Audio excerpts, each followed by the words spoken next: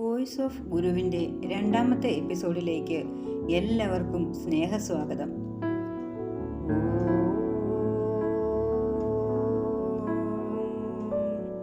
ശ്രീനാരായണ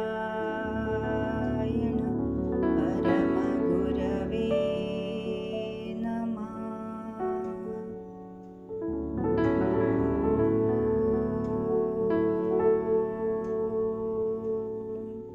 ശ്രീ ശാരദാംബായേ നമഃ.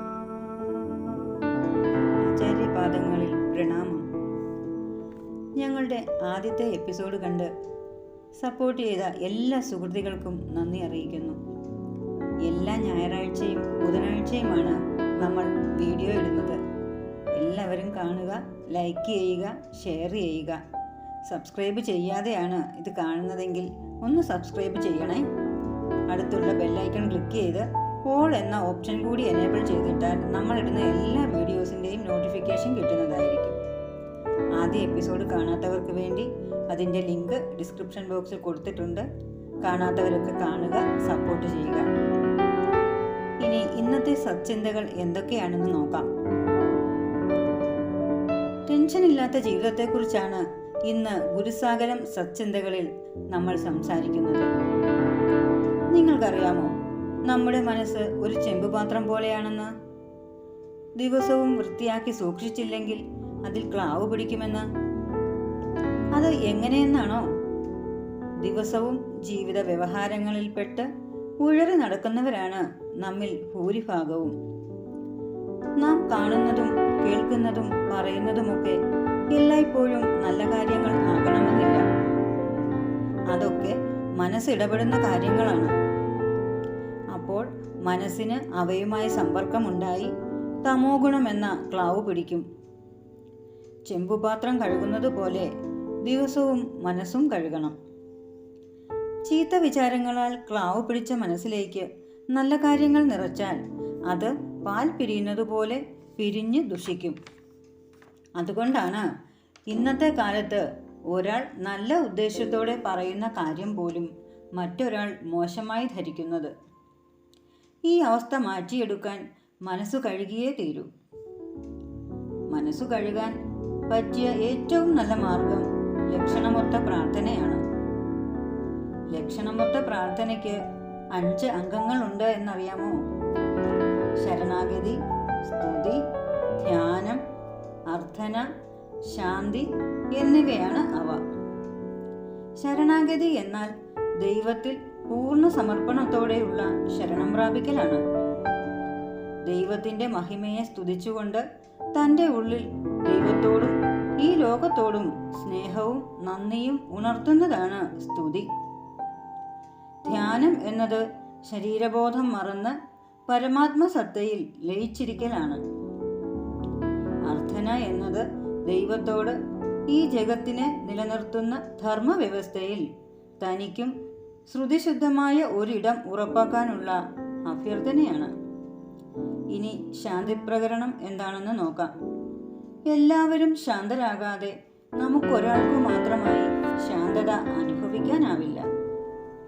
അതിനാൽ ലോകം മുഴുവൻ ശാന്തമായിരിക്കാൻ തന്നാലാവും വിധം പ്രയത്നിക്കാൻ പ്രതിജ്ഞ ചെയ്തുകൊണ്ട് പ്രാർത്ഥന പൂർണ്ണമാക്കണം.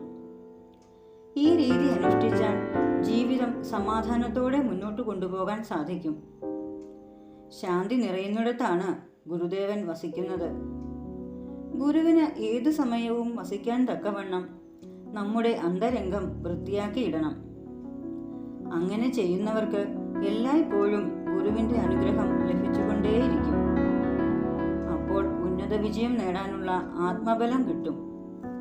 നേടിയ വിജയത്തിൻ്റെ വിലയറിഞ്ഞ് ജീവിക്കാനും സാധിക്കും. സമാധാനപരമായ ഒരു ജീവിതം ഭഗവാൻ എല്ലാവർക്കും തന്നനുഗ്രഹിക്കട്ടെ എന്ന പ്രാർത്ഥനയോടെ ഇന്നത്തെ ആചാര്യനോടുള്ള ചോദ്യം എന്താണെന്ന് നോക്കാം. ഇവിടെ ചോദ്യങ്ങൾക്ക് മറുപടി പറയുന്നത് ഗുരുസാഗരം മാസികയുടെ ചീഫ് എഡിറ്റർ ആചാര്യൻ സജീവ് കൃഷ്ണൻ സാറാണ്. ആശങ്കകൾ ആസിഡ് പോലെയാണ്. എല്ലായിടത്തു നിന്നും ഇപ്പോൾ ആത്മീയ ഉപദേശങ്ങൾ കേൾക്കാം. ടെൻഷൻ പാടില്ല, സ്ട്രെസ് ഉണ്ടാവാതെ നോക്കണം, ധ്യാനിക്കണം, പ്രാർത്ഥിക്കണം, ക്ഷമിക്കണം എന്നൊക്കെ.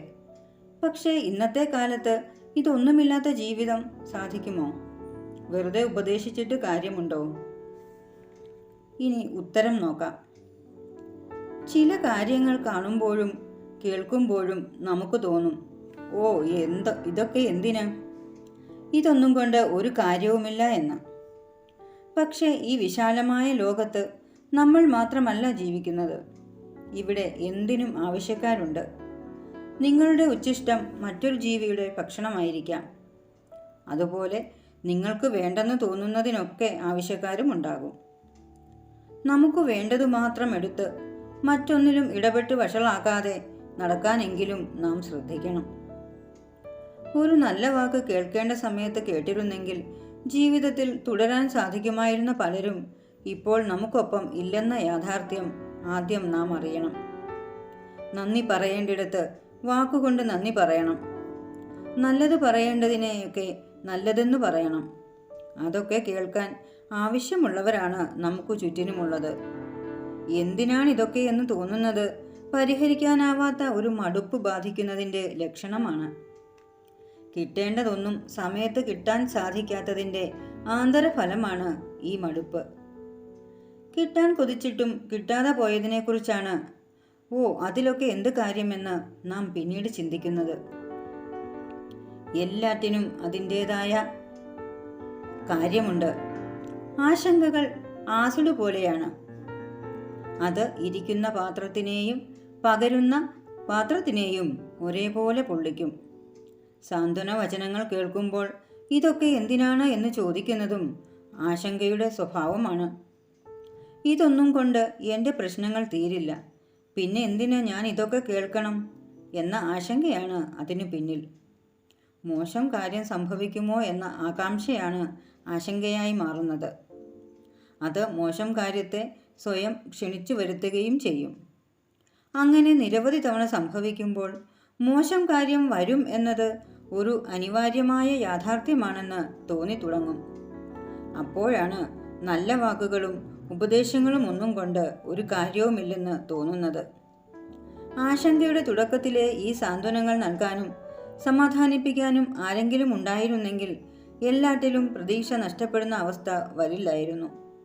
അതിനാൽ സാന്ത്വന വാക്കുകൾ സമൂഹത്തിൽ ഒഴുകട്ടെ. ആവശ്യക്കാർക്ക് അത് നല്ലതേ വരുത്തൂ. എല്ലാവർക്കും ശുഭദിനം നേരുന്നു. നമസ്തേ.